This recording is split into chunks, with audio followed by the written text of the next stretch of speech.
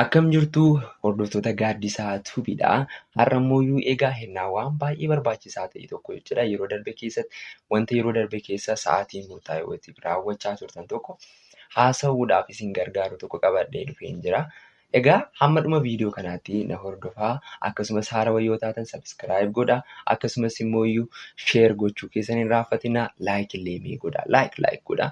Viidiyoon kun namoota baay'ee bira akka ga'uuf jechuudha. So don't forget to like and also to subscribe to my channel, and it's very helpful. Okay, I work hard to improve your English skill, so help me by subscribing and also by liking my videos. Okay, subscribe gochuudhaan like gochuudhaan egaa na gargaaraan isiniin jedha. Kanaafuu let's start our video.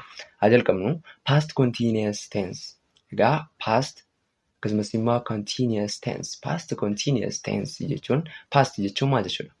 Yeroo darbe jechuudha. Okay, yeroo darbeedha. Continuous jechuun immoo itti fufee jechuudha. Kana jechuun past continuous jechuun yeroo darbe keessatti yeroo murtaa'eetiif immoo kan itti fufee jechuudha. So tense is simply hennaa yookaan immoo gochaa fi yeroo kan of keessatti qabatu jechuudha. So past continuous tense totally talks about waa'ee maalii taasisaa? It talks about action that was going on during the past. Okay, gocha yeroo darbe keessa raawwatamaa ture. Past continuous when raawwatamaa ture yeroo wayitiif raawwatamaa ture tokko haasa'uudhaaf kan gargaarudha jechuudha. Formulaan isaa maali? What is its form looks like? Okay, formiin isaa immoo maal fakkaata? Its formiin isaa maal fakkaata? Yogguu jettan it is either subject plus was or were plus verb 1 plus ing. Iddoo kanatti is plus goona jechuudha. Subject is main subjecting the doer of the action yookaan gocha sana kan raawwatu jechuudha. And was or were, was yeroo fayyadamnutu jira. Hunduma wajjin was hin fayyadamnu. Yeroo bakka was hin fayyadamne immoo were fayyadamna jechuudha. Fakkeenyaaf was kan fayyadamnu I, she akkasumas immoo he, it waliin maal fayyadamna? Was fayyadamna. Garuu immoo you, they, we waliin immoo were fayyadamna jechuudha. Totally was warroota qeenxee ta'aniif maal fayyadamna? Was ni fayyadamna. Akkasumas immoo warroota danuu ta'an lakkoofsaan danuu ta'an were fayyadamna jechuudha. Asitti exceptionally qaba. You hojen ati lakkoofsaan tokkodha. Ta'ullee garuu immoo were fayyadamna jechuudha. Akkasumas yuun isinis jechuudha ni beektu. Kanaafuu yeroo sana immoo danuu ta'a. Original it is normally ta'a jechuudha. Yeroo sanatti were fayyadamna jechuudha. So verb 1 kan jennuun immoo viidiyoo koo past tense keessatti jechuudha. Verb 1, verb 2, verb 3 akka jiru isinitti himeen ture. Verb 1 warroonni jennuuni it kan akka fakkeenyaaf it yoo fudhattan itiin immoo verb 2 formiin isaa it ta'a. Verb 3 immoo eaten ta'a jechuudha. It illee hin fayyadamtanii asirratti akkasumas immoo itinis hin fayyadamtan. Kan fayyadamtan it sana irratti immoo maal gootu? ing fayyadamtu. Fakkeenyaaf play yoo jennu it is verb 1dha. Play kan jennu kun jechuudha. Play kana irratti maal gootu? ing edaatu jechuudha. Playing. So fakkeenyaaf ani kubbaa taphachaan ture jechuudha barbaade. I was playing football. Kubbaa taphachaan turedha. Kubbaa taphachaan jira odoon jedhee immoo wazii kana maalan jedha? Actually I waliin kan fayyadamnu am fayyadamna. Okay, I am playing football on jedhu ani kubbaa taphachaan jira. Yeroo ammaa kana wanta raawwachaa jiru jechuudha. Garuu immoo ani kubbaa taphachaan ture jechuun barbaade I was playing football in jedha jechuudha. Iddoo kanatti immoo isheen kubbaa taphachaa turte. She was playing football. Kubbaa taphachaa turte yeroo darbe keessatti jechuudha. Garuu isheen kubbaa taphachaa jirti odoon jechuu barbaade maalan jedha? Simply we use is with she, he, it. Is immoo kan fayyadamnu akkasumas he waliin, she waliin akkasumas it waliin fayyadamna waan ta'eef jara sadan kana is waliin fayyadamna. She is playing football. It is playing football. Kubbaa taphachaa jira. Is yogguu fayyadamnu kana she is playing football yogguu jennu kana gochi sun amma raawwatamaa jira. Garuu yeroo darbe keessa raawwatamaa yoo jiraata ta'e maal jenna? She was playing football jenna jechuudha. Okay, like that haaluma saniin jechuudha. Fakkeenyaaf isheen mana qulqulleessaa jirti odoon jechuu barbaade she was what? Cleaning house. Isheen mana qulqulleessaa jirti yoo ta'e she is cleaning house jennaa jechuudha. Akkasumas isheen gara mana barumsaa deemaa jirtu yoo ta'e maal jenna? She is sana booddee going to school. Isheen mana barumsaa deemaa turte yoo ta'u, she was going. Okay, she was going to school. Mana barumsaa deemaa turte jennaa jechuudha. So totally was kan fayyadamnu jarreen afran kana wajjin fayyadamnaa jechuudha. Warreen sadeen kana immoo you, they, we akkasumas immoo lakkoofsaan danuu yoo ta'an maal fayyadamna? Were fayyadamna. So fakkeenyaaf you were playing football. Ati kubbaa taphachaa turte jechuudhaaf you were playing football. Ati kubbaa taphachaa jirta oduu jechuu barbaade. Maalan jedha? You are. Okay, you are playing football. Ati kubbaa taphachaa jirtaadha. Isaan kubbaa taphachaa jiru, they are playing football. Kubbaa taphachaa jiru. Kubbaa taphachaa jiru kan immoo kubbaa taphachaa turan yoo ta'e immoo they were playing football jenna jechuudha. We were playing football. Kubbaa taphachaa turre jechuudhaaf jechuudha. Okay, haaluma kanaan immoo fakkeenyaaf isaan gara gabaa deemaa turan yoo ta'e they were going to market. They were sana booddee going to market. Isaan kitaaba dubbisaa turan. They were reading a book jennaa jechuudha. So sentensiin isaa kana fakkaata. Positive sentence jechuudha. Negative yoo gochuu barbaanne maal goonu? Simply adding not. Wazii sana biratti maal gootu? Not. Waziidhaan booddee yedduu kanatti wedduu wazii fi playing yedduu kanatti jechuudha. Simply add not. Not edaatu jechuudha. Erga saniin booddee fakkeenyaaf ani kubbaa taphachaa ture kan jedhu sun garamitti convert ta'a? I was not playing football yoo jennu ani kubbaa taphachaa hin turre. She was not playing football. Isheen kubbaa taphachaa hin turre. Was not kan jedhu kan ammoo wasn't jechuu dandeenya. Okay? Wasn't. She wasn't playing football. Isheen kubbaa taphachaa hin turre. She wasn't dancing. Isheen sirbaa hin turre. She wasn't dancing. Isheen sirbaa hin turre jechuu dandeenya jechuudha. Haaluma kanaan immoo iddoo kanattis negative yogguu barbaannu gochuu yogguu barbaannu jechuudha. Simply add not. Not edaatu asittis jechuudha.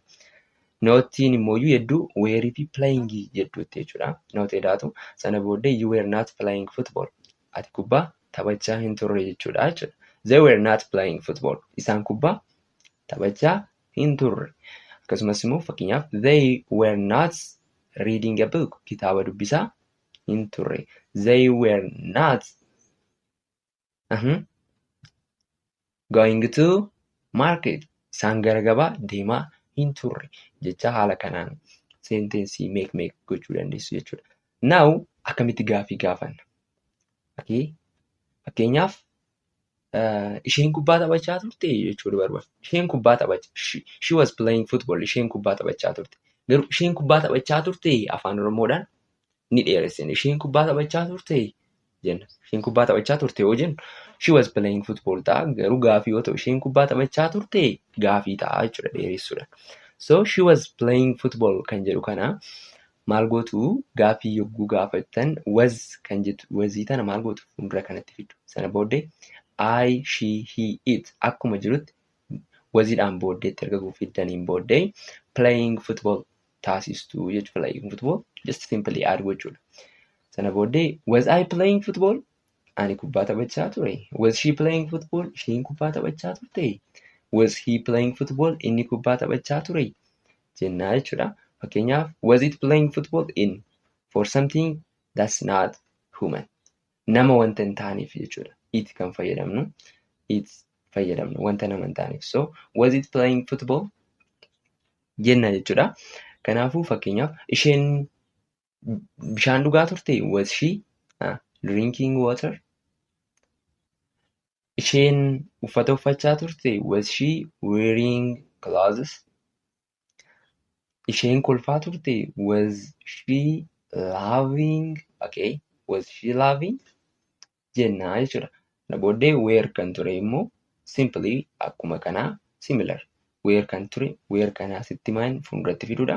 Whereidhaan immoo where fuulduratti erga fiddaniin booddee use kan jedhu immoo whereidhaan dudduubitti fiddanii sana booddee playing football kan jedhu taasisuudha. Kan playing, drinking, whatever. Isa sana you fi they we booddee fiduudha jechuudha. Were you playing football? Kubbaa taphachaa turte?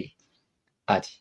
Okay. Ati kubbaa taphachaa turte? Were you playing football? Were they playing football? Isaan kubbaa taphachaa turanii? Jechuudhaaf jechuudha. Ati alkoolii dhugaa turte yeroo jechuu barbaadde? Were you drinking alcohol? Were you drinking alcohol? Ati gara gabaa deemaa turte? Were you going to market? Kubbaa harkaa taphachaa turte? Were you playing handball? Jecha gaaffilee gaafachuudha jechuudha. Zayiidhaanis expand gootanii wantoota adda addaa gaaffilee adda addaa gaafachuu dandeessu. Short answeriin isaa asitti jechuudha. I forgot H irraa fadheen jira. Short answer deebii gabaabaa jechuudha. Deebii oguu gabaabaa deebistan fakkeenyaaf was she kan jedhu kanaaf was she playing football? Isheen kubbaa taphachaa turte? Eeyyeen taphachaa yoo turte ta'e maal jettu? Yes erga jettaniin booddee she kan jedhu ni fudhattu jechuudha. She sana booddee dhumarraa was fayyadamtu. Yes she was. Eeyyeen kubbaa taphachaa turte jechuudhaaf. Like yoo ta'e immoo no erga fayyadamtaniin booddee she kan jedhu akkasumatti erga fudhattaniin was. Yes she was kan jedhu sana irratti yes just replace yes with no. Yes maal gootu noodhaan replace gootu. Sana booddee not immoo dhuma irratti jedhudha jechuudha. No she was not yookaan no she wasn't. Was not kana wasn't jettanii dubbisuu dandeessu jechuudha. So bifa kanaan deebisuu dandeessu. That's it. Itti aansee immoo was he playing football odoo ta'e amma inni kubbaa taphachaa ture. Yogguu deebistan yes bakka ishii kana maal bakka buustamu he. Okay. Gaafichi maal? Was he playing football waan ta'eef hiidhaan bakka buustaniiti sana booddee was gootu. Yes he was. Eeyyeen taphachaa ture. Yoo ta'e noodhaan yoo ta'e immoo no erga jettaniin booddee he was not. Like taphachaa hin ture. No he was not jettuu jechuudha. Were you playing football odoo ta'e? Were you playing football? Maal jettanii deebistu? Kubbaa taphachaa turte? Maal jettanii deebistu? Yes.